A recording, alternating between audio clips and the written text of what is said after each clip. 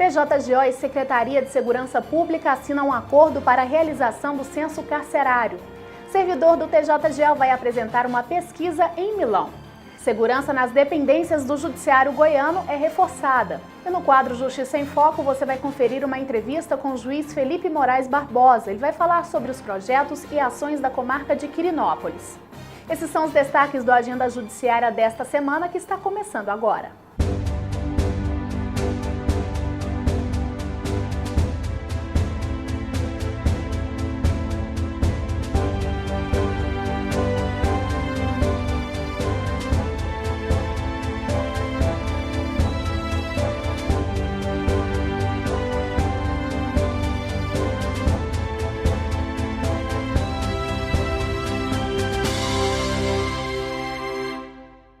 Um censo da população carcerária do estado de Goiás será realizado. O trabalho é uma parceria do TJGO com a Secretaria de Segurança Pública.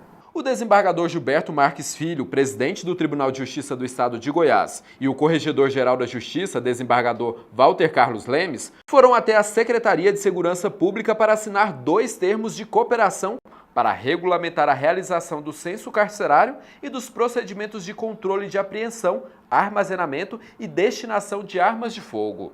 Além do secretário de Segurança Pública, Ricardo Balestreri, representantes do Ministério Público do Estado de Goiás, Defensoria Pública do Estado de Goiás e Ordem dos Advogados do Brasil, Seção Goiás, participaram do acordo. O Poder Judiciário em Goiás tem uma postura diferenciada. Ele realmente está fazendo paradigma novo no Brasil, na medida em que ele se soma às soluções construtivas. Nós temos problemas graves acumulados na área penitenciária e para resolver esses problemas nós precisamos da parceria do Poder Executivo, do Judiciário e do Ministério Público. Então o termo de cooperação que nós assinamos hoje, ele nos dá a condição de dar um passo fundamental nessa direção, que é o estabelecimento de um censo penitenciário. O mínimo que nós precisamos saber é exatamente quem é que está preso, em que condições, né? Quais são os timings aí de evolução desse processo, e o censo penitenciário nos dará condições de acelerar isso. E o outro termo de cooperação que nós assinamos foi no sentido da devolução das armas que estão recolhidas no judiciário, aquelas que seja possível devolver às polícias, ou a destruição daquelas que não sejam passíveis de utilização.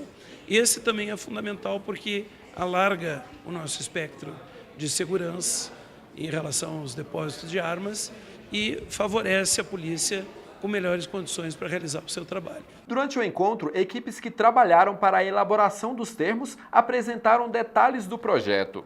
Uma das iniciativas cria um fluxo mais rápido das armas apreendidas e que estão à disposição da Justiça. Por outro lado, o censo carcerário vai mapear a situação de todas as pessoas do Estado que estão vivendo privadas da liberdade. A intenção é criar um sistema de cadastro que permita identificar esses reeducandos e alimentar o banco de dados da Secretaria de Segurança Pública. Essa iniciativa atende um pedido da presidente do Conselho Nacional de Justiça, o CNJ, e do Supremo Tribunal Federal, STF, ministra Carmen Lúcia. Ela está preocupada, quer saber quantos presos nós temos no Brasil, a que título, de forma diferenciada, homens, mulheres, inclusive mulheres grávidas, num levantamento isolado, separado, mulheres que já deram à luz, enfim, ela tem essa preocupação. Com relação às armas, também ela tratou nessa reunião, querendo saber, cada presidente teve que manifestar e dizer qual atitude que ele está tomando com relação às armas, que ela tem essa preocupação, inclusive pelos possíveis furtos de armas nos fóruns. Novas medidas foram adotadas para garantir a segurança de servidores e magistrados nas unidades judiciárias em Goiás. No ano passado foram instalados detectores de metais nas portarias dos prédios do Tribunal de Justiça do Estado de Goiás. A partir de agora, magistrados, servidores e representantes do Ministério Público, Defensoria Pública e Advocacia têm entrada exclusiva para acessar o Tribunal Goiano, num guichê privativo localizado na entrada da Rua 101, no setor oeste. Além dos detectores de metais, só que na sede do Tribunal de Justiça do Estado de Goiás, mais de 100 câmeras de segurança foram instaladas. Os equipamentos também são presentes nas outras unidades judiciárias do Estado, funcionando 24 horas por dia. As imagens são enviadas para uma sala de monitoramento.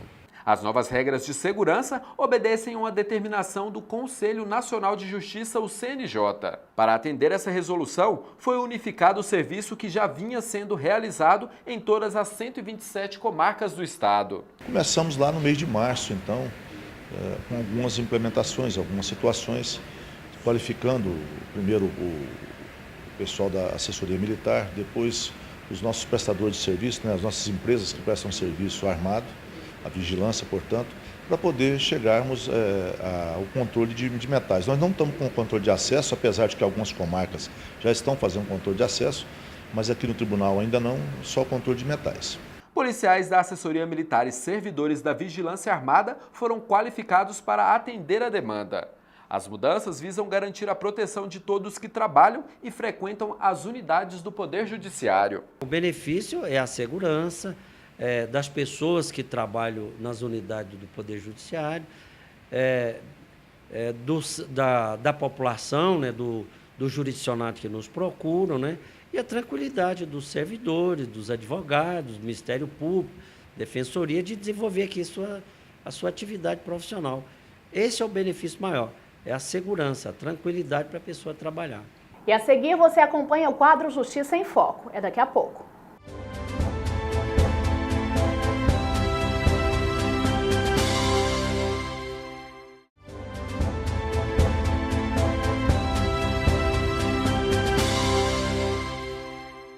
O Agenda Judiciária já está de volta e você fica agora com o quadro Justiça em Foco.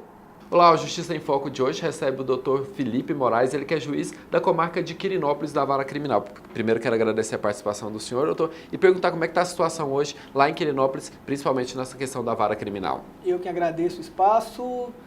A situação de Quirinópolis já esteve pior, Se for comparar com as comarcas do interior do estado de Goiás, a comarca de Quirinópolis hoje está com andamento tanto de execução penal quanto da vara criminal, dos processos criminais, está em dia, está com um procedimento bastante ordinário. Doutor, o senhor começou na magistratura na comarca de Rio Verde, que também era uma comarca onde o senhor atuava na área criminal. Por que essa preferência da área criminal? A comarca de Rio Verde, primeiramente, ela me seduziu pela cidade, que é uma cidade de porte médio, interior do estado, bacana, e a área criminal ela traz vários desafios, porque a gente sabe que não é só o processo que precisa de uma atenção do magistrado, é o processo e também a parte estrutural, a parte extraprocessual, que é a parte de estabelecimento prisional, tanto para o regime fechado como para o regime semiaberto, regime aberto, que traz o magistrado a conviver mais em sociedade e ver os problemas sociais de perto. E hoje qual foi o projeto que o senhor criou voltado principalmente para presos que são definitivos? Em Quirinópolis, a gente tem uma cadeia que está com uma superlotação, assim como quase todo o estado e quase todas as comarcas do país.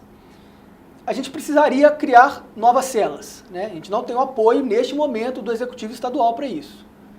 O que a gente fez dentro da execução penal de Quirinópolis? A gente adquiriu máquinas que são utilizadas para elaboração, para feitura de tijolos. Esses tijolos serão utilizados primeiramente para a construção de celas, de novas celas, inclusive já com a nova determinação do CNJ, ou com o pensamento do CNJ, para isolar aqueles presos que são presos que causam problema dentro da execução penal, que são os presos mais perigosos, presos de difícil convívio dentro de um estabelecimento prisional, presos que a gente sabe que está dentro da cadeia e está comandando o tráfico, ou está comandando crimes de roubo do lado de fora, para a gente isolar essas lideranças e dessa forma já diminuir um impacto que seria mais imediato, para diminuir o número de crimes fora da cadeia. Junto com isso, alguns presos irão construir essas novas celas, serão os próprios reeducandos que irão construir as novas celas. Com isso, eles conseguem arrumar um ofício e trabalhar dentro da cadeia, o que pode ser utilizado para remir a pena. Após a elaboração dessas celas, que são a primeira prioridade para a construção, a elaboração de tijolos vai continuar. E aí a gente vai vender esses tijolos para a prefeitura, para outra comarca que necessite desse tijolo para a criação de celas. E esse dinheiro que vai ser investido, que vai voltar para a execução penal, primeiro ele vai ser utilizado para pagar, né, o gasto que o Conselho da Comunidade teve, ou a iniciativa privada, por exemplo, teve. Posteriormente, se for o caso daquele reeducando, para ressarcir, indenizar a vítima de determinado crime. E por último, para que o próprio reeducando tenha um sustento dentro da cadeia, que ele tenha uma determinada renda. Então o próprio preso ele vai indenizar a vítima por meio do trabalho. Inclusive por determinação da Lei de Execuções Penais, a vítima é uma destinatária da renda que o preso consegue oferir. Junto com isso, a gente vai criar também, no estabelecimento fechado, a gente já adquiriu algumas máquinas de costura e a gente vai participar de uma etapa da elaboração de roupas de uma parceira privada, né? Um funcionário da iniciativa privada vai lá dentro do estabelecimento prisional para treinar os reeducandos. Posteriormente, eles vão começar a participar de uma etapa da elaboração de uniformes, e os primeiros uniformes serão, inclusive, para os próprios reeducandos. A partir de agora, em Quirinópolis, os presos vão utilizar uniforme. Após a elaboração desses uniformes, a mesma sistemática que vai ser adotada com os tijolos vai ser adotada com os uniformes. Após a elaboração, a gente vai passar a vender esses uniformes que foram adquiridos, a lucrar parte do que a iniciativa privada vai lucrar, para indenizar as vítimas, pagar o material e também, posteriormente, para o próprio sustento do reeducando que trabalhar naquela função. Esse é um projeto para um futuro breve. Sim, assim esperamos. Mas o senhor está já com um projeto que tem feito sucesso na cidade, que é com o pessoal do semiaberto. Como que funciona esse projeto? O semiaberto é um regime que ele é adotado em algumas comarcas, poucas comarcas, e mesmo assim o semiaberto, na verdade, pela lei das execuções penais, ele seria o aberto da lei. O semiaberto da prática é o aberto da lei. O reeducando, ele vai para o estabelecimento destinado aos reeducandos do regime semiaberto. Às 8 horas, ele pernoita nesse estabelecimento e no outro dia, às 6 da manhã, ele sai. Durante esse intervalo da tarde, ele é obrigado a trabalhar ou ao menos demonstrar que está procurando um emprego, para voltar a conviver em sociedade. Aos finais de semana, eles entram às sextas-feiras, às 8 horas da noite, às 20 horas, e saem tão somente na segunda-feira, às 6 horas da manhã. O que a gente fez lá em Quirinópolis? A gente facultou ao reeducando, isso não é obrigatório, a gente não obriga ninguém a trabalhar lá, mas a gente facultou o reeducando que, caso ele tenha o interesse de ingressar nesse sistema, ele possa trabalhar aos sábados, e ele faz trabalhos voltados ao bem-estar da população local.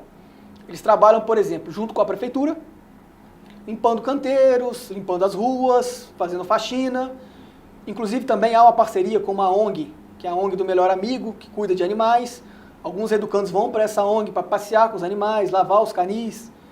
Enfim, se eles aderirem a esse programa, eles trabalham, e isso a sociedade está olhando com muito bons olhos, né? Eles passam, veem os educandos trabalhando e veem que o dinheiro não está sendo em vão, não está só sustentando um reeducando, ele também está trabalhando em prol da comunidade. Eles trabalhando aos sábados, eles voltam para pernoitar à noite, domingo eles saem de manhã e ele pode ficar com seus familiares até às 20 horas de domingo, onde ele volta a pernoitar. A gente facultou isso aos presos, aos reeducandos, que estão no regime semiaberto, e todos os que estavam cumprindo a pena aderiram ao programa. Tá certo. Hoje, o Justiça em Foco recebeu hoje o Dr. Felipe Moraes, quero agradecer a participação do senhor. Eu que agradeço. E desejar boa sorte lá na comarca de Quirinópolis. Eu que agradeço o espaço e eu gosto sempre de terminar com essa frase: se a gente ficar pensando ordinariamente, ou como tudo aconteceu até agora, a gente sabe que a gente não vai sair do lugar. Então é preciso se reinventar, criar novas possibilidades, chamar a iniciativa privada, mostrar o trabalho, para que assim a gente tente, pelo menos um pouco, melhorar a execução penal no direito brasileiro. Tá certo. Obrigado, Dr. Felipe. Essa foi mais uma edição do Justiça em Foco. Até a próxima. Confira agora a agenda do Judiciário Goiano para os próximos dias.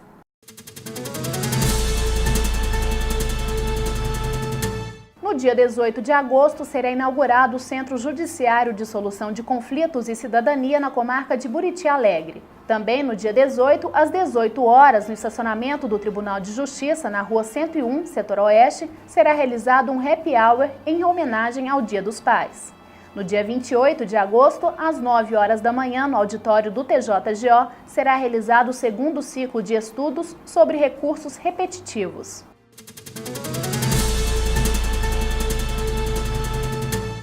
O Agenda Judiciária vai para mais um intervalo. Não sai daí, voltamos já.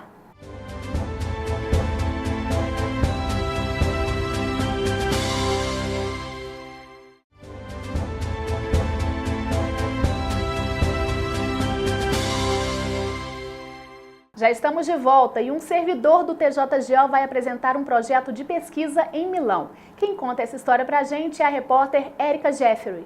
É isso mesmo, Marina. O Ricardo Augusto é lotado aqui na divisão de precatórios há 5 anos. A pesquisa dele foi sobre o significado do trabalho para os juízes estaduais. Numa primeira fase, ele entrevistou 15 juízes goianos e numa segunda fase, outros 20.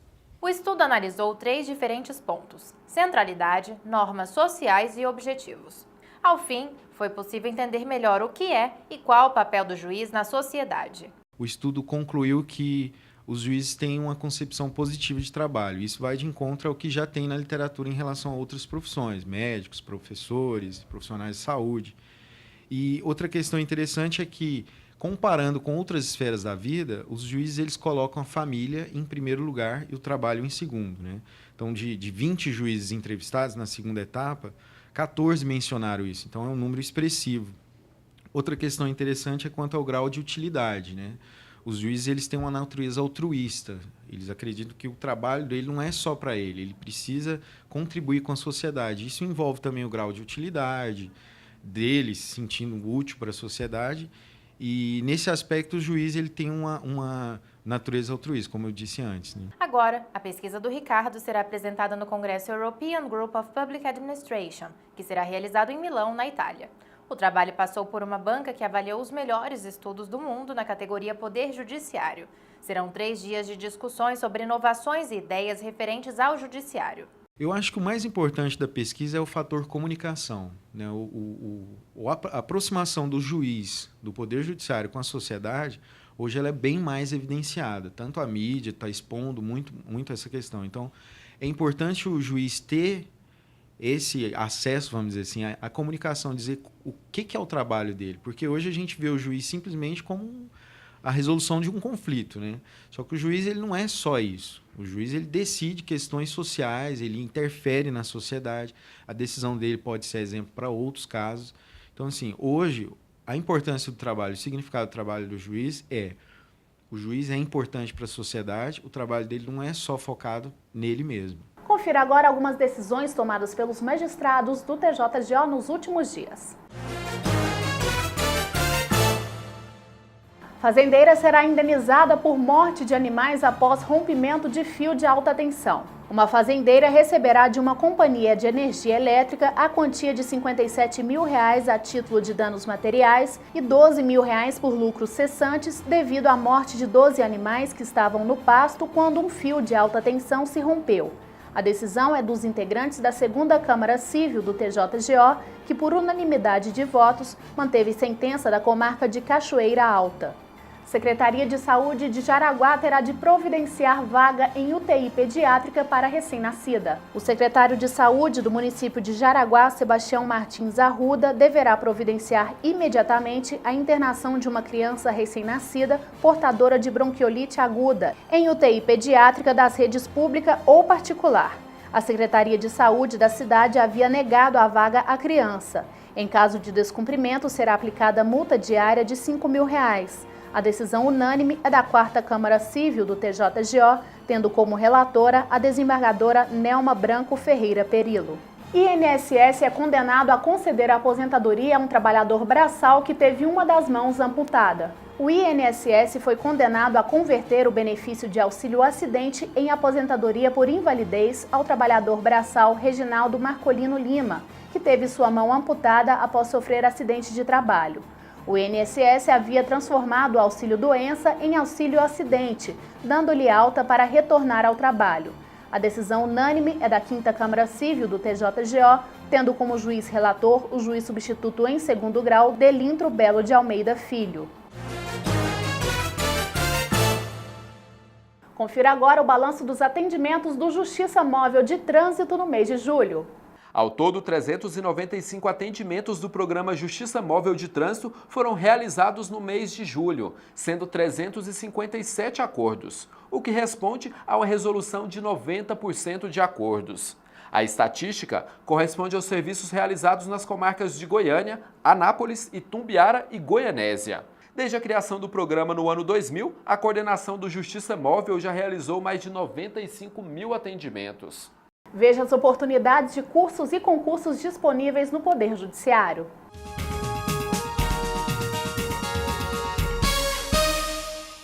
A Câmara Municipal de Santa Luzia publicou o edital de concurso público com vagas para advogado do PROCON e assessor jurídico da Procuradoria.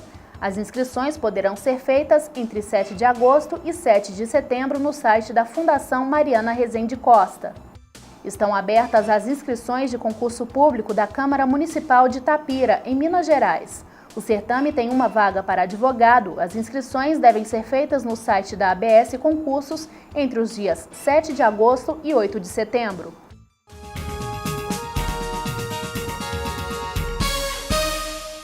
E termina aqui mais uma edição do Agenda Judiciário. Obrigada pela companhia, uma ótima semana para você e até o próximo programa.